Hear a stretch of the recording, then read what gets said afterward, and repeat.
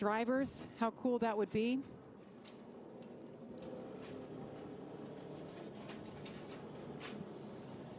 While we continue under caution, there's been some amazing finishes at this place on the Cup side. And oh, look at JL. How about this battle, Joey? This was one of the most important races of my life because this is what propelled us into the championship four in Miami, ultimately winning us a championship in 2018. So that was a do or die moment, and it felt good. That one felt good.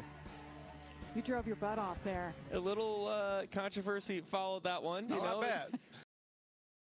But yeah, well, I mean, I don't regret it, right? I mean, what are you supposed to do? Like, you put in that position where you're racing for a championship, the chance is right there in front of you.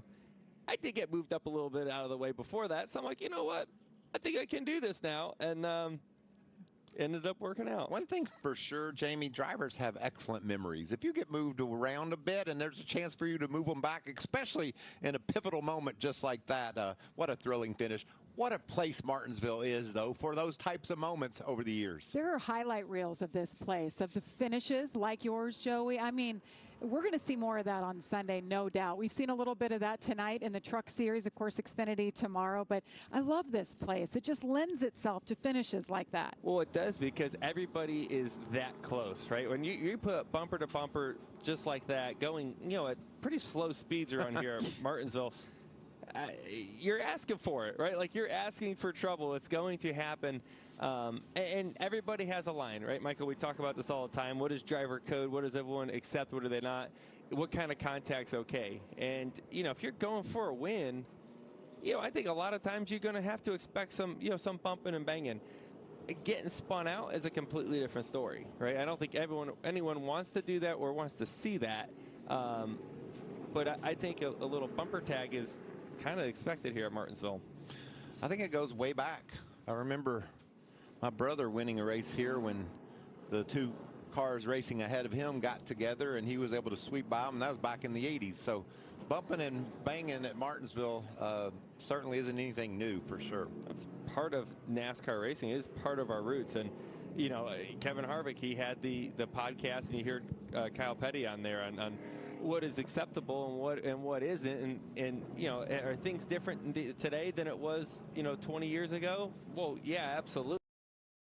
When you come to a track like this, I don't think it has changed much.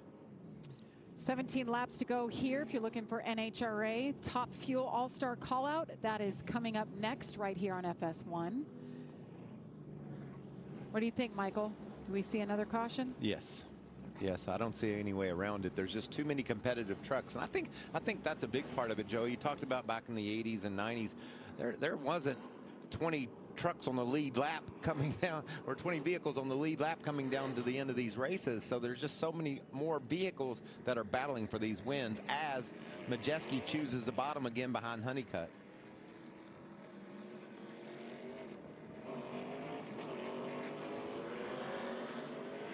Ty Majeski in second. Let's listen to his radio. He kind of set the principle there for how he's willing to race for the win. So yeah, for sure. I mean, just get your stuff right. You can do this. I told you, Joey. He was saying, you know, he kind of said what it's going to take to win the race, and they were reminding. That's exactly what they were reminding Ty Majeski of what Honeycutt did to grab the lead. We don't think Honeycutt crossed the line, but he was reminded that he did have contact with Corey Hahn. Right. And I would think if Ty Majeski can get there and move him up a little bit, it's probably going to happen. Don't forget about Ankrum on the outside. Tyler Ankrum on the outside, 98. Ty Majeski all over the bumper of Caden Honeycutt. And there's a couple, taps right there. Honeycutt clears him. Honeycutt just needs to drive the 15 laps of his. Oh, look at there! He opened the door. He opened the door. Here's Daniel Hemrick taking a peek. Oh no! Around goes Ty Majeski, and around goes Caden Honeycutt. Into the wall. The caution is out for the 10th time. Oh no! And Ankrum was close. I don't know if Ankrum got in the back of or in the left rear of Majeski. We'll have to see a replay of that. Look at that truck, just shortened. Oh, man. Look at that team. Oh, man. Look at the back of the 45. Such a great run for that young man. Let's see if we can figure out what happened. Here you go. Look at Akram. He gets a run. He's trying to make a block at the same time. I think don't know from Majeski there. might have just got loose on that entry. What do you think? I don't know. That angle's really hard to say. I mean, he might have just gotten free into the corner. Yeah, yes, he did. He did. He wheel hopped, I believe. Maybe got those back brakes hopping. I think.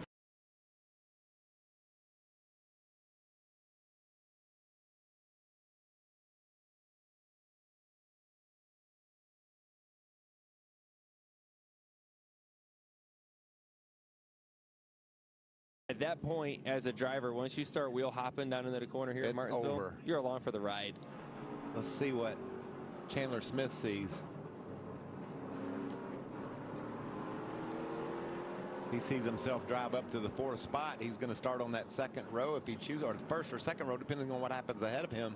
This truck's been solid all night, but right here, Majeski just makes a mistake on entry. And you saw his hands, it whipped. He couldn't do anything about it. That was a mistake. Yeah, once you've made the mistake of driving in too hard and getting on the brakes too quickly and get the back of that truck wheel hopping with these truck arms the way they are, it just bounces like a basketball.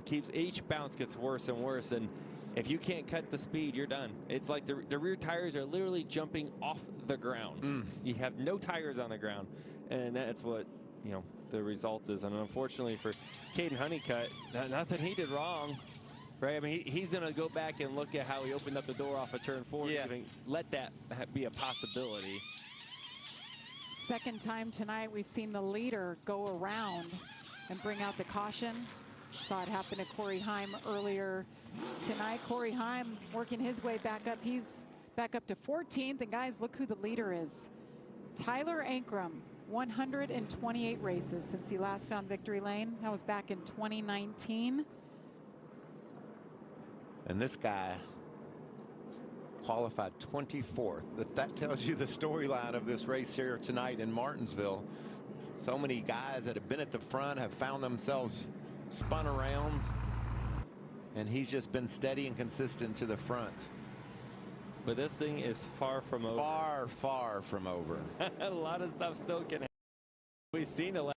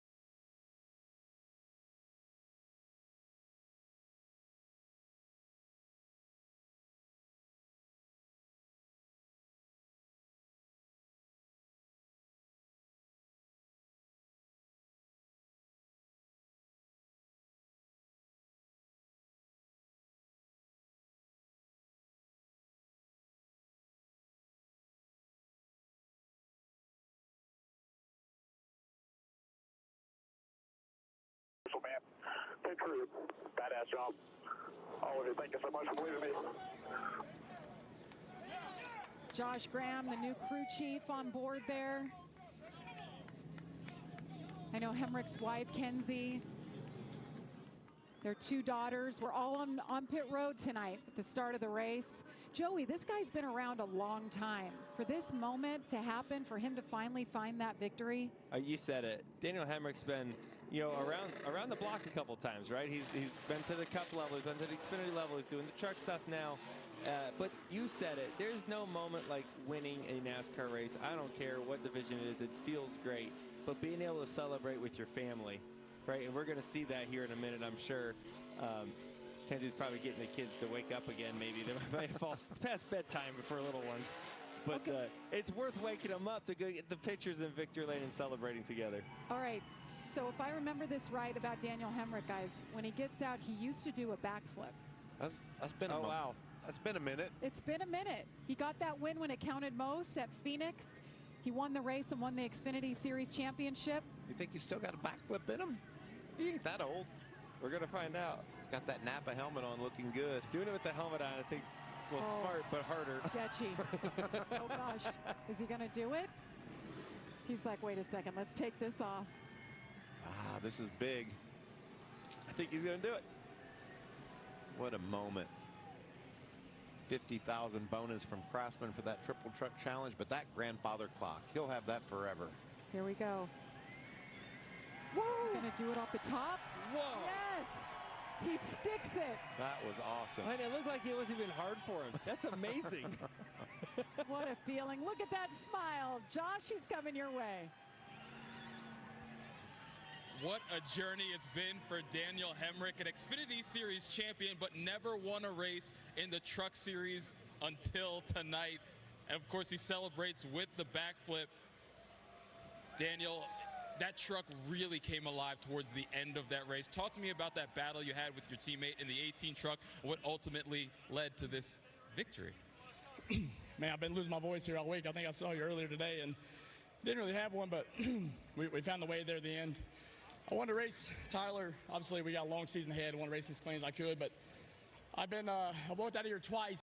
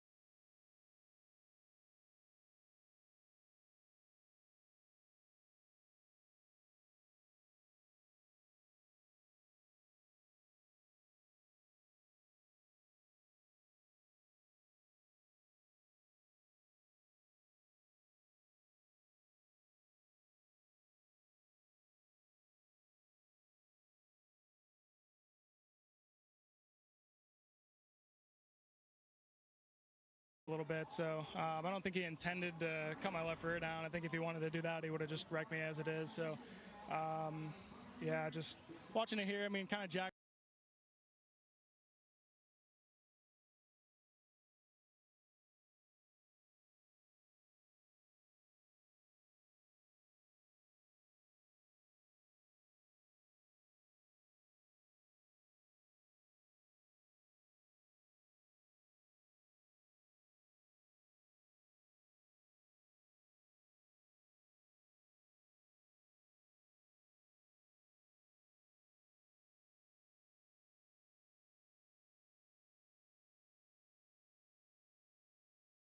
Laps, and then his issue happens, and that just shook everything up.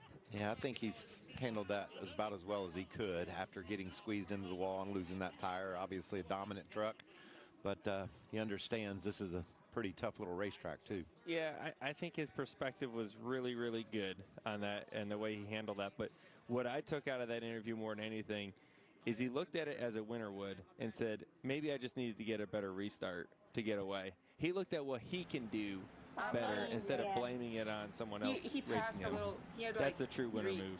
Oh, I just love no. how Daniel Hemrick said he practiced a backflip in his backyard. He could feel the wind Yeah. coming, baby. He called himself an old man. He's only 34 years old, but he gets it done tonight. His teammate Tyler Ankrum finishes in second. You saw Bill McAnally down there hugging him. What a moment. And we talked about Corey Heim a lot tonight, I know, but he did drive all the way back up to 6th to finish. And there we see William Byron in 14th. He had that fender rev there at the end. He got beat up a little bit. Dr. Patrick Staropoli got a top 20 there in the 84 truck. Started last, finished 20th. Good job by him. Rough night for Grant Enfinger. You saw him. And Frankie Muniz ended up pulling off early. And Corey Day just not getting the results that he hoped for when he made the transition over here to part-time truck racing. But he's making his Xfinity Series debut tomorrow, so a lot more on the line. There's Bill McAnally on the Bill. right. Yes, sir. Crew guys out there congratulating Daniel. Hard to find a nicer guy. You could tell by his interview how humble and thankful he is for this opportunity. Did you hear him say, I came to the Truck Series not to go anywhere else. I'm not here to use it as a stepping stone. I want to take it in and show how much I appreciate being here. Here's the pass for the lead right here. That 19 truck on the inside of Ankrum. And I think Tyler's probably totally comfortable with how his teammate raced him here. Yeah, there's obviously a very clean pass here on the bottom, wrapping the curve well. Both of them raced each other very clean. Well, let's hear from the driver of the 18 truck. Caitlin? Yeah, Jamie, he's standing by just kind of watching the conclusion of this race, watching the replay back. Anything you would have done differently, Tyler? Had a better restart and gotten away faster. Congratulations to Daniel. Can't think of a better guy, nicer guy to win. I mean, yeah, he gave me the bumper, but I mean, you're going to do that at Martinsville. So I honestly would have much rather had him, a teammate, giving me the bumper for the win so we could just get a win for MHR. But, you know, it's tough when you have a pitiful qualifying attempt like I did, looking like a rookie out there and starting 24th and having to drive through the field. So definitely thought we could run top 5 and competed all night long before all the best trucks started wrecking one another. That was another nice part, having a teammate behind me. So congratulations to MHR, to Bill McAnally, Bill Hilgelman, Liona Chevrolet. Just can't thank everyone enough. You know, just so damn close, man. Like, it sucks. It sucks so bad. Well, nice job tonight. The runner-up here, Tyler Ankrum. Good to see him. Look at Ryan Blaney. We showed he started the night on pit road, and now he goes over there and gives big congrats to Daniel Hemrick. Well, I think it goes to our point. We just talked about how nice Daniel Hemrick is. It doesn't get better. And you're hearing it all around. You're seeing the hugs and the joy and drivers congratulating him. Yeah, you don't see that for every winner. I may not see that when I win. But it is cool to see that. Daniel Hemrick is a great person, and he's been around the sport for a long time. And I think a lot of people respect the story, right? He's gone through so many challenging moments to where he's had to figure out what he's going to do next year, right? He didn't have the big, you know, I'm going to be in the best car and do this and this and this. He's had to adjust his career a few times. So when you get success after that, I think people really respect that. And again, Ankrum was just kind in defeat. You know, he said, it sucks, it hurts. But he also knew that he was raced cleanly, and second with what he had tonight. I think it's just a matter of time before we see, Look at there. It's the best moment. Little boy, his little girl is there as well. So good to see. We're so happy you joined us tonight. For Michael Waltrip, Joey Logano, Caitlin Vinci, Josh Sims, and our entire Fox Sports team, I'm Jamie Little. Congratulations, Daniel Hemrick. Coming up next, it's the NHRA Top Fuel All-Star Call-Out. So long from Martinsville.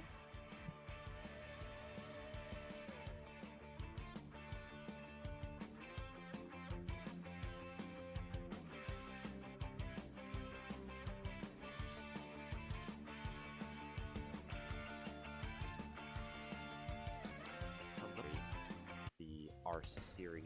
Roughly 2,300 miles drive west from Gainesville Raceway in Gainesville, Florida, sits the Hollywood sign, one of the more iconic spots in Southern California. But for drag racing fans, the most iconic spot is In-N-Out Burger Pomona Drag Strip, which tonight will serve home to the Wright Trailers Top Fuel All-Star Callout, a knockdown, drag-out, throwdown battle between 8 of the world's greatest Top Fuel racers.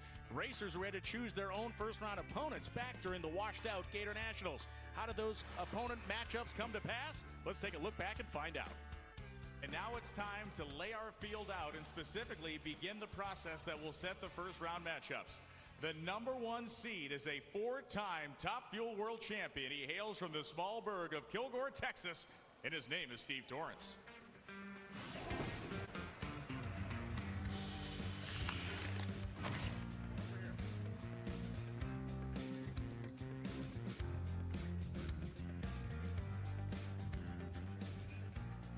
Well, Steve, it is fantastic to have you here under these beautiful Florida skies on this Friday. A new day, a new dawn, a new season, but you have a big decision to make. It's good to see all you guys. It's been a long time. It's good to see you. It's good to see you too, Amanda. Yeah, it's not that tough a decision for me. Okay. Just walk up the stairs to the lounge and go, Hoagie, who are we picking? They said, well, who do you want to race? And I said, none of these guys. None of these guys are girls. They're all tough. They said, well, how about you pick number 8? And I said, I don't know who number 8 is. And then they showed me the ladder, and it was Tony Stewart. And I said, that's not a good idea. They said I didn't have a choice. So come on up here, Tony. He called out smoke. Tony Stewart will race Steve Torrence here in the first round of eliminations at the Wright Trailers Top Fuel All-Star Callout.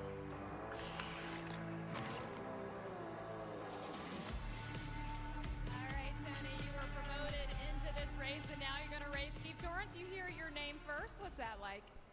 If he didn't call my name out first, we were going to get him a psychiatrist and get him evaluated, because I am the easy pick for the first choice here. We had a really bad event down in Bradenton, had a lot of struggles with the car, so this is a logical pick for him. I don't take it personal. I would pick the low-hanging fruit too. That's what you're supposed to do in this situation. You want to win, you better take out who you can take out right away. But thank God we got here on Tuesday and Wednesday and had a really good test with our Dodge direct connection car, and it's I see light at the end of the tunnel finally, so hopefully we can get this turned around. But I don't like racing my friends either, and this is one of my best friends in Top Fuel right now. And but you know, we get up there, we do what we do, and we get to the top end, we'll shake each other's hand and go down the road. Not friends on the track, I imagine. Well, it's only 3.5 seconds. What all can you do on the track? We can't give each other slide jobs. You can't knock each other out of the way. So really not a lot we can do to each other. They frown when you punch people too. Let's hear it one more time for your first round matchup. Steve Torrence and Tony Stewart. The #2 seed is a man who has finished #2 7 times in his Top Fuel career, but in 2023 he had the magic. The driver of the match was Top Fuel race, one of the great technicians in the sports history.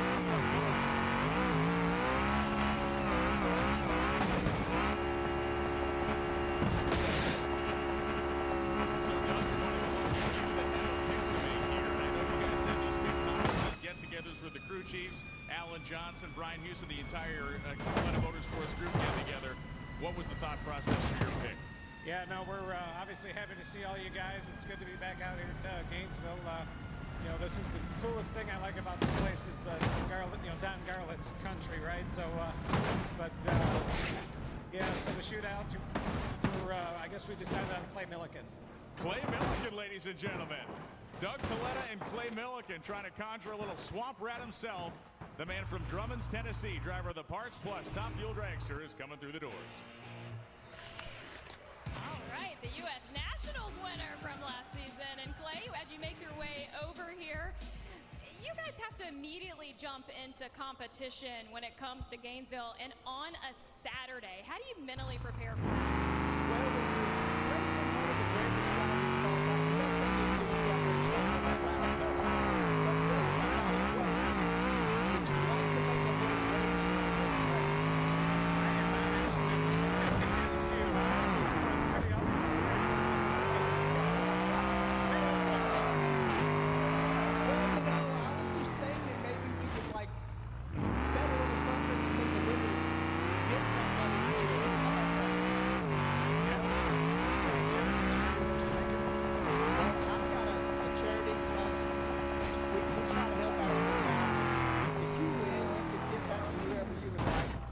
let's do this. $100 per clock. Reaction time, 60 foot, 330, 8th mile, speed, 1,000 foot. All right, yeah, it sounds good. All right, they sweetened the pot up. Little side action on this baby. Up on this One more time, let's hear it for your second pairing of this Wright Trailers All-Star Call-Out, Doug Collette and Clay Milligan. Fellas, you can step off the stage. We are going to keep the Collette Motorsports trend going. He is a man who was in the thick of the title hunt just 1 year ago. And it's Sean Langdon. He is coming out now, the driver of the Collette Air, top fuel dragster, and a former champion of the class and two-time Super Comp champion. And a man who has done plenty of drag racing across the world this offseason. Has that prepared you for this moment? Well, I'm going to say yeah, because I'm going to hope it intimidates him. So you have slim pickings left. When we look about who's left to pick out of the bottom half of the field, it's tough. Yeah, I mean, I kind of looked around when you guys called me out, and I was like, well, there's really no good choice. So I guess at this point, you just kind of roll the dice and see what happens. But I mean, either way, it's going to be a good race, no matter who's running. But the three people in the back, I mean, they're proven champions, and I mean, it'll be tough no matter what. Will it be the best average reaction time leader in the class? Will it be the defending world champion, or will it be a woman who went 302 miles an hour in the 8th and testing the other day? I don't always make good decisions, but I know one thing: to be the champ, you got to beat the champ. So give me Antron Brown. Antron Brown, ladies and gentlemen, a battle of champions. Antron making his way to the Helpwood Tools Top Fuel 2024 Top Fuel Champion of the World. To be the champ, you have to be the champ. Beat the champ. And Antron, when you know someone doesn't want to call your name out, how does that favor you? It feels real good, but when you look on this stage and you look at all the racers come up on this stage, it's rough. And last year, when you look at the competition we went through in Pomona, it could be anybody's championship. So we're the ones on the right side, but I'm looking forward to this matchup. Me and Sean have a long history. He's quick on the tree. I'm quick on the tree. His car runs really, really good. Our car runs really, really good. So we have to run really, really good.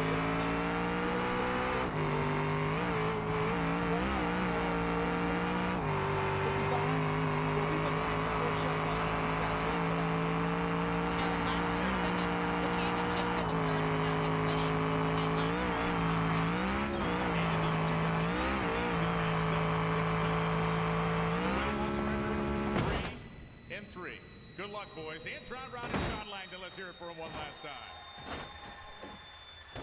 Fellas, you can see yourself off the stage, and that leaves two competitors. And the first we're going to bring out is the number 4 seed. He is the driver of the Skag Power Equipment Top Fuel Dragster, and perhaps the greatest starting line lever of all time at Top Fuel, Justin Ashley.